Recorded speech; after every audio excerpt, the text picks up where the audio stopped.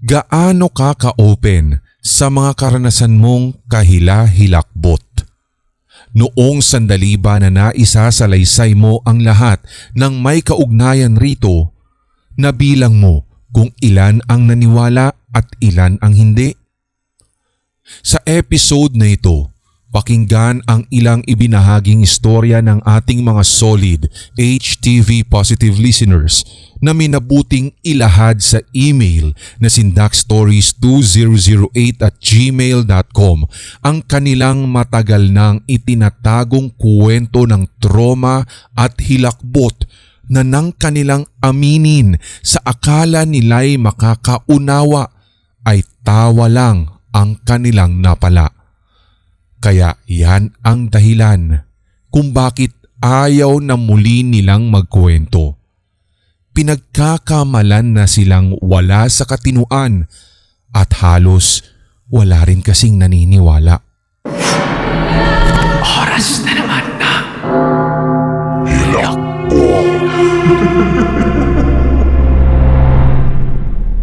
Ako nga po pala si Iya. Isa po sa mga silent listeners ninyo mapapodcast o dito po sa inyong YT channel since 2022. And I never expected na one day ako naman ang mag-share ng sarili kong experience. Ako po ay lumaki sa isang masasabing normal naman na pamamalakad na pamamahay. As in, normal na childhood. Although aware po ako na minsan ay meron din akong nararamdaman na presensya ng mga espiritu, pero para sa akin, part lamang iyon ng imagination ko. Lalo at never ko naman po silang nakita at alam ko naman din sa sarili kong wala akong third eye. By the way, ako nga po pala ay isa ring unpublished author sa Wattpad and I specialized in horror, mystery and thriller na genre. So ang nasa isip ko ay gawa lang ng pagiging imaginative ko lahat ng mga napapansin ko tungkol sa mga spirits. Itong unang kwento ko ay literal na hindi ko talaga maalala sa memorya ko bilang isang bata. Kahit anong halungkat ko po ay wala akong maalala na ako mismo ang nakakita nung sinasabi ng kapatid ko na white lady. Basta't ang lagi niyang sinasabi, nakita daw po namin iyong dalawa nang maiwan kami sa inuupahan naming bahay noon. Nagkataon din po kasi na may pinuntahan si mama at gabi pa iyon nangyari. Ang sabi ng younger sister ko na si Yumi, pumunta daw kami sa gawing kusina which is nasa likurang parte na ng bahay. May pintuan po kasi doon at doon din namin balak hintayin si mama. And then may nakita daw po kaming nakatalikod na babae. Ang suot nito'y puti at mahaba talaga ang buhok. Yung mga common description ng mga white lady na alam na natin, alam na ng karamihan. Tinawag pa daw po naming, "Mama!" Iyon. Pero naaalala namin na kulot si mama, kaya na-realize namin na hindi siya pwedeng si mama. Hindi siya yun. Hindi ko na po matandaan ang kumpletong detalye nito kung anong ginawa namin after. Kung sumigaw o nagsitakbuhan ba kami, pero ang nananatili sa aking isipan ay parang hindi. Hindi po kasi kami matatakutin ng kapatid ko at hindi kami ganoon kaduwag kahit may makita man kami just in case. I'm very sorry if this one might sound staged or scripted, pero si Red at sa mga tigapakinig, hindi naman po ako makikwento kung hindi siya naging totoo, kung hindi nangyari. Ang ipinagtataka ko lamang po talaga ay kung bakit hindi ko talaga matandaan o mahalungkat man lang sa memorya ko ang pangyayaring ito. Ito naman pong ikalawa ay nangyari lamang noong Mayo taong 2024. Hindi ko rin naman maalala ang date. Basta't sa pinapasukan ko pong school na isang private ay normal lang din naman talaga. Wala po akong naririnig na mga horror stories, legends, or anything na creepy about sa school naming iyon. Kung tutuusin ay bagong patayo lamang din kasi siya. At kahit gustuin ko man na i-specify o i-mention man lang ang name, alam ko po kasi na kapag may nakabasa nito ay baka madali lamang nilang malalaman na ako ang nagsulat. So ganito po ang nangyari. Ang dismissal po namin sa klase ay 6 p.m. every Monday. Ang room po namin ay nasa 3rd floor at kapag tapos na ang klase, bawat madadaanan na po naming room ay madilim na at wala nang katao-tao except sa mga janitor na nagsisipaglinis ng bawat rooms. Ang CR po kasi ay situated sa 5th floor, 2nd floor at ground floor. So bali 3. At parang isang babaan na lang sa ground floor po namin, doon na isipan naming mag-CR. Nakasanayan na din po namin iyon before kami umuwi para na rin po mag-retouch at magpalit ng damit kung necessary. Kasama ko yung kaklase ko noon at 2 po kaming bumaba. Wala pong katao-tao sa baba noon kaya dinig na dinig namin yung sarili naming mga yabag pati na rin yung echo ng boses namin at wala po kaming napansing kakaiba.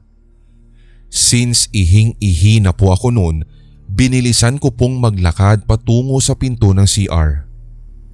Doon ay natigilan po ko ng bahagya dahil nakasarado pala yung pinto ng CR na iyon. Kadalasan ay bukas ito para na rin malaman namin na open for use pa po.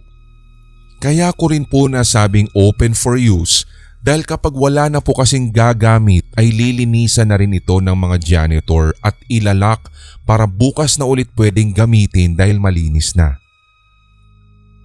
Open pa kaya yan? Tanong ni Eunice, yung kasama ko. Ewan, bubuksan ko na lang, sagot ko. Iniangat ko yung kamay ko at pinihit ang seradura. Saktong pag-ikot ko po sa doorknob ay naramdaman ko pong parang may pumihit din sa loob. Kumbaga po ay nagsabay kami. Doon nga po ay unti-unting bumukas yung pinto at nagsorry pa nga ako nung time na iyon kasi ang buong akala ko ay sisilip yung mukha ng janitor at siya mismo ang magsasabi na closed na yung CR. Pero laking gulat po namin dahil bukod sa madilim na ang loob ay wala ni isang tao ang naroroon. Agad ay isinara ko yung pintuan at nagkatinginan kami ni Eunice. Medyo natawa na lamang po kami at hindi tumuloy. Medyo hindi na rin po namin naalala yung business sana namin sa CR dahil sa pangyayaring iyon. On my way home po, iniisip ko naman kung paano iyon nangyari. Ramdam na ramdam ko po kasi na may nakasabayan akong nagpihit nung doorknob na iyon dahil magaan lamang po yung pagkakahawak ko nun. Hanggang sa puntong ito nga'y nagdududa pa rin ako kung totoo ba na nangyari iyon dahil ito po yung first time ko na makaranas ng medyo unusual at meron pa akong kasama. Hanggang dito na lamang po, Sir Red, at maraming salamat for taking your time na ma-narrate ang story ko. If ever maisasama po ay susulat po ako ng iba kung sakaling may maranasan pa po akong muli na kakaiba. Hilakbot.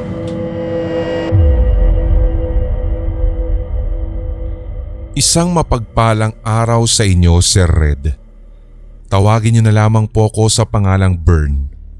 Tubong Southern Leyte at 26 years old na po ako ngayon. Naisipan ko lamang na ibahagi sa inyo ang iba't ibang karanasan ko noon tungkol sa elemento, aswang, mangkukulam at lason. At lahat ng iyan ay tandang-tanda ko pa magpasa hanggang ngayon. Ang unang ibabahagi ko ay tungkol sa naengkwentro kong impakto. 12 years old pa lamang ako nung time na iyon. Nasa Southern Leyte pa po kami nang maganap ito. Ang bahay namin ay maliit na kubo lamang. Ang higaan ay papag na gawa sa kawayan at ang bubong naman ay pawid na gawa sa dahon ng nyog na kung tawagin sa amin sa Bisaya ay nipa. 5 kaming nakatira sa iisang bubong. Si Papa, yung nakababata kong kapatid at yung 2 kong ate at hiwalay na nga po pala ang mga parents ko nito. Yung iba kong kapatid ay nagsipag-asawa na. Nung panahong iyon ay nanonood ako ng telebisyon. Gabi na ito. Lumipas ang ilang oras nang bigla na lamang akong dinalaw ng antok at sakto nang mag-aalas 11 na. Hanggang sa nagising na lamang ako mula sa mahimbing na pagkakatulog dahil may napansin akong kakaiba sa ilalim ng papag na aming hinihigaan. Doon kasi sa papag na hinihigaan, Sir Red, ay makikita mo ang ilalim nito dahil sabi ko nga gawa ito sa kawayan na pinagpira-piraso at pinagsama-sama. Dahil na rin siguro sa liwanag ng buwan kaya talagang makikita mo o maiilawan ng bahagya ang ilalim namin. So habang nakatingin ako sa ilalim ng papag, nagtataka ako sapagkat may napapansin akong parang figura. Nilapit ko pa yung mga mata ko sa butas ng papag upang silipin yung pinakailalim nang sa aking pagsilip ay bigla-biglang nagsipagtaasan ng balahibo ko. Hindi ako pwedeng magkamali sa nakita ko.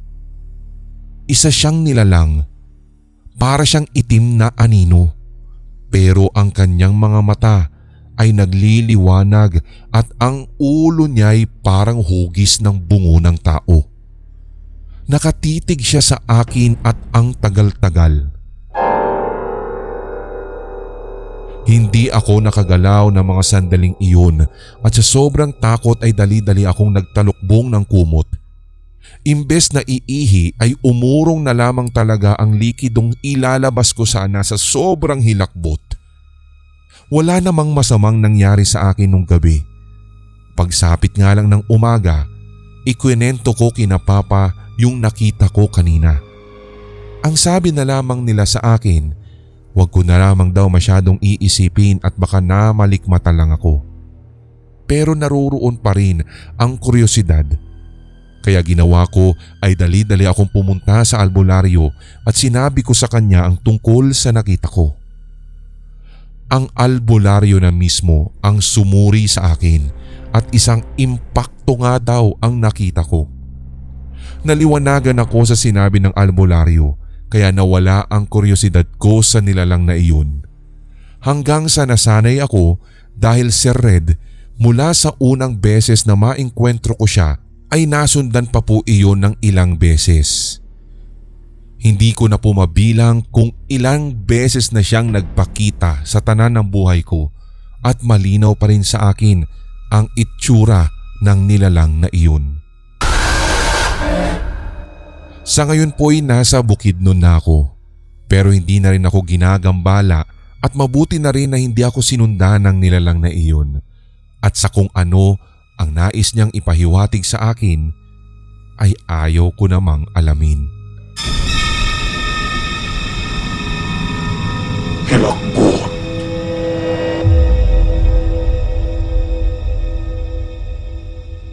Magandang gabi sa lahat ng inyong mga Solid HTV Positive listeners. Ako nga pala si Chrissy, hindi totoong pangalan. Pero isang office staff sa isang BPO company na matatagpuan sa Taguig. Gusto ko lamang i-share sa inyo, Sir Red, ang experience ko sa mga hindi maipaliwanag na kaganapan sa aming opisina. Una ay noong December 14, 2024. Araw iyon ng Sabado. Pasok ko sa trabaho noon ay panggabi which is 12 a.m. to 9 a.m.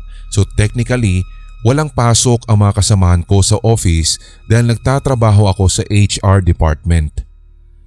Noong araw na iyon ay may kasama din naman akong isang ka-office mate dahil may tinatapos ito sa kanyang trabaho. Kaya pumasok ako nung araw na iyon kasi isa pa, mamimigay ako ng ticket para sa darating naming year-end party para sa mga papasok ng Sabado sa production floor.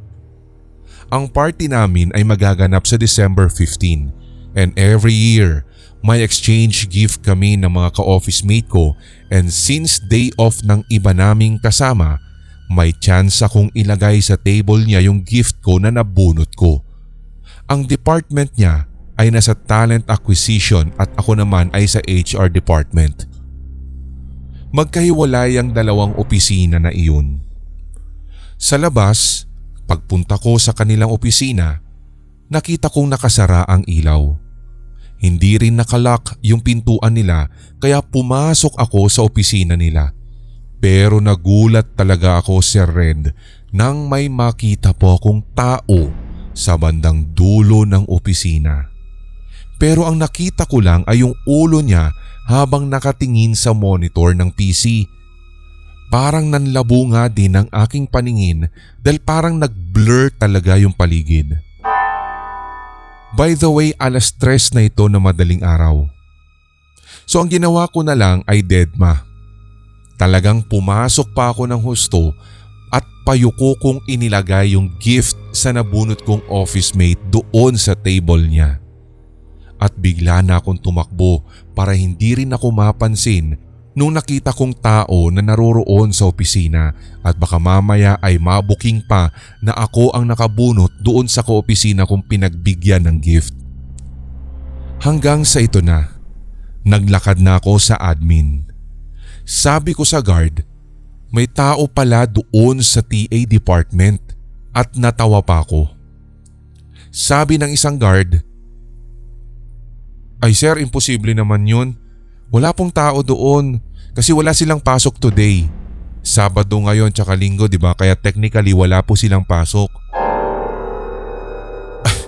Manong naman, merong tao doon sa dulo. Nakatingin pa nga sa monitor niya. Hanggang sa chinek nung manong guard yung TA department. Pero sa pagkakataong iyon, Sir Red, as in wala kaming nakita. At nilak na lamang niya yung opisina. Hanggang sa kalaunan nga ay nadinig ko na rin ang usap-usapan na meron din palang napapansin ng iba ko pang mga kaopisina, in particular yung mga naroroon sa TA department, na may lalaki nga daw na nakaupo palagi doon at tila ba merong tinitipa sa keyboard. Pero deadman na lamang po talaga yung ginawa ko at hindi na rin po ako nagsabi sa kanila ng tungkol sa naranasan ko nung isang araw. So confirmed na multo ang nakita ko at hindi lang pala sa akin nagpakita. Bukod pa roon kung bakit lagi kong sinasabing deadma dahil mas uunahin ko pa naman talaga ang work ko kaysa takutin ang sarili at isipin ang nangyari noong isang araw. Hilakbot. Hello sa inyo, Sir Red, at sa buong team ng HTV. Ako nga po pala si Earl at isang avid listener dito sa channel at sa inyong podcast. Pakitik-tik na rin po ang lahat ng mga tiga Cebu. And anyway, ang aking ibabahagi ay nangyari po sometime in 2023. Nung panahon na nag-OJT ako sa isang maliit na opisina sa Cebu at hindi ko na lamang pong sasabihin kung ano yung specific na work ko doon at hindi ko na rin po i-mention ang lugar. Akala ko ang pinaka nakakatakot na mararanasan ko sa OJT ay ang deadline at ang toxic na workplace. Pero mali ako. Itong gabing ito ay hindi ko talaga malilimutan sa buong buhay ko. Friday iyon. Malapit nang mag-out pero pinag-stay muna ako ng supervisor ko kasi kailangan talagang matapos yung pag-e-encode ng inventory report. Umalis na rin lahat ng empleyado at ako na lang talaga ang naiwan sa opisina kasama yung guard sa baba. Tahimik na tahimik ang opisina. Tanging yung aircon lamang ang nadidinig ko at sabay sa mabilis kong pag-type sa keyboard. Walang ano-ano, sumapit ang 7:30 ng gabi nang mapansin kong biglang nag-flicker yung ilaw sa hallway. Isang beses lamang si Red at bumalik din naman. Hindi ko na lamang pinansin para nang sa ganun ay matapos ako sa ginagawa ko, pero ilang minuto lamang matapos iyon, may nadinig akong tunog ng printer. Siyempre ay nagulat ako. Una ay wala naman akong piniprint. Kaya tumingin ako sa printer sa kabilang table at ikalawa, nagtaka ako dahil may lumalabas doong papel. Dahan-dahan na parang merong nagpiprint.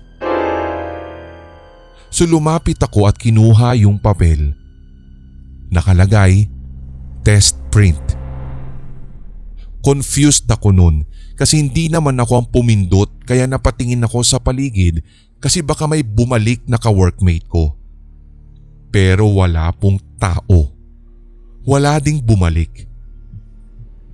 So ang ginawa ko na lamang ay nagtungo muli sa upuan at sabi ko sa sarili ko bilang pampakalma baka error lamang yun. Nang bigla, may tunog ng upuan. Yung swivel chair sa opisina, Sir Red. Tumunog iyon at galing siya sa likod ko. Parang may umatras na upuan kung kaya't dahan-dahan ay nilingon ko ito. Subalit wala pa ring tao. Hanggang sa napansin ko ang conference room door na sa pagkakataong iyon ay open na pero sa aking pagkakaalala, sarado na iyon.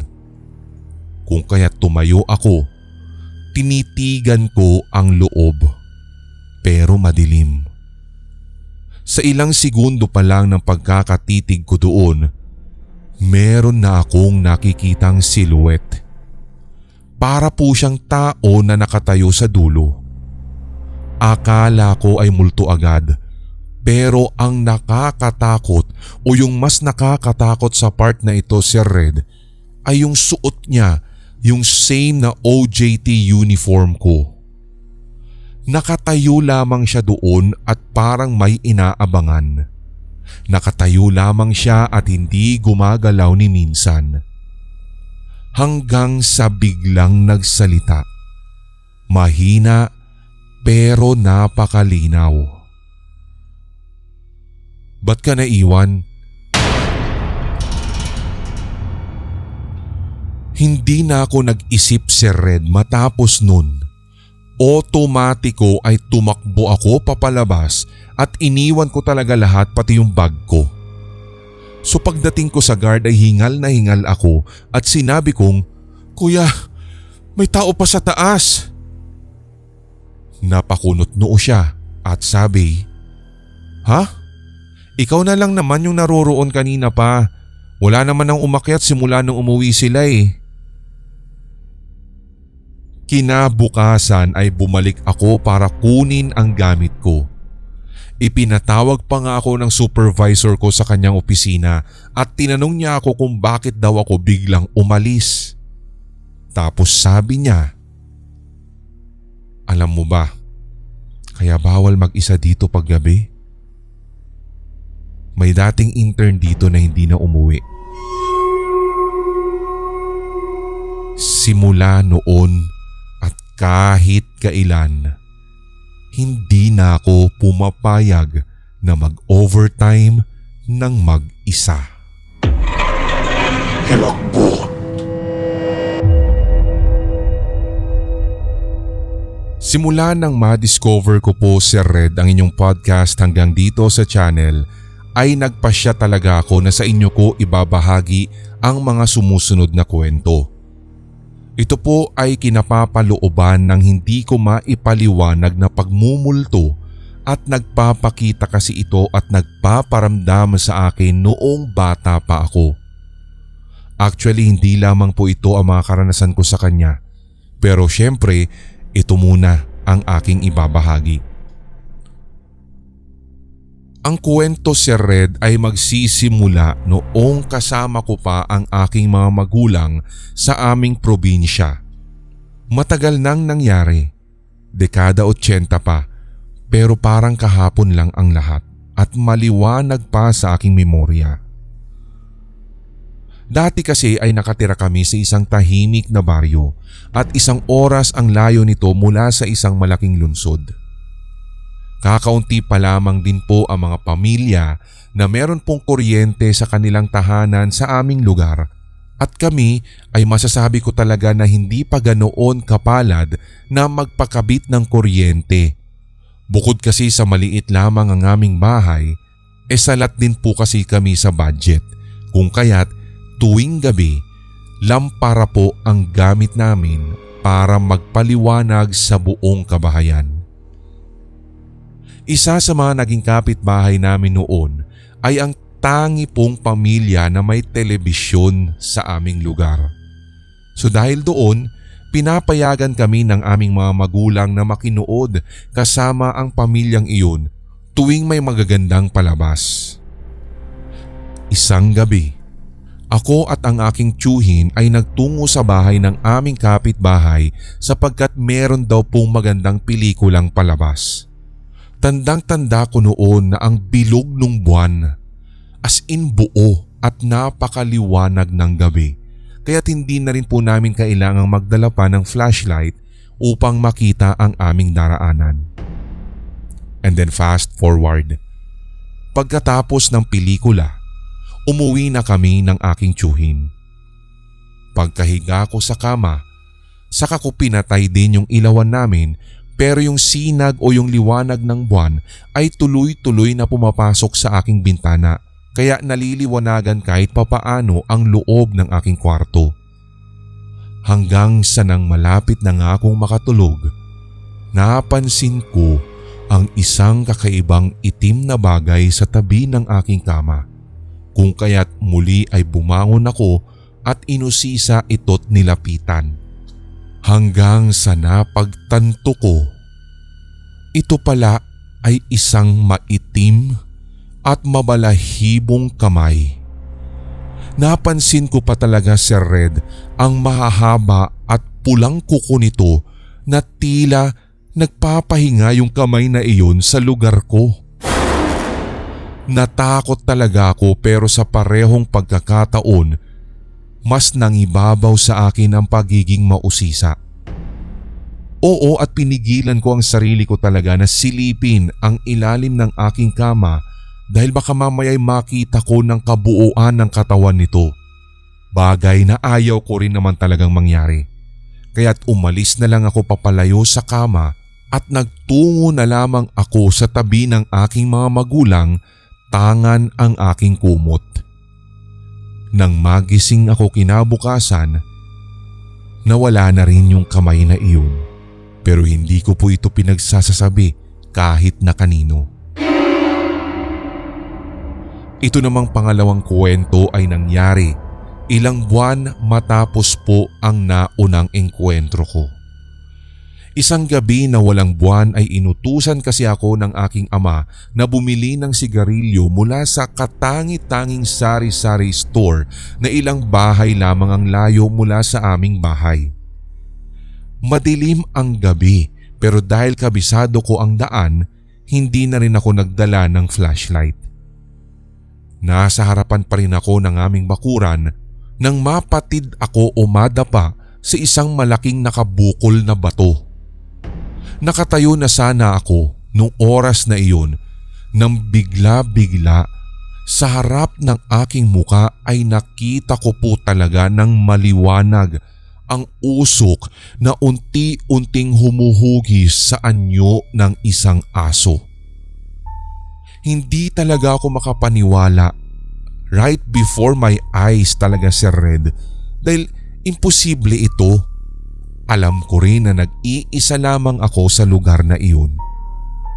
Dahil sa natakot ako ay umuwi ako agad sa bahay pero pinagalitan ako ng aking tatay dahil hindi ko nabili ang ipinabibili niya. Kitang-kita naman niya na nanginginig ang tuhod ko dahil sa takot pero hindi po siya naniwala sa aking ikwinento. Dulot lamang daw ito ng aking imahinasyon kung kaya't ang ginawa niya, kinuha niya ang perang pambili sa akin at siya na ang nagtungo sa tindahan.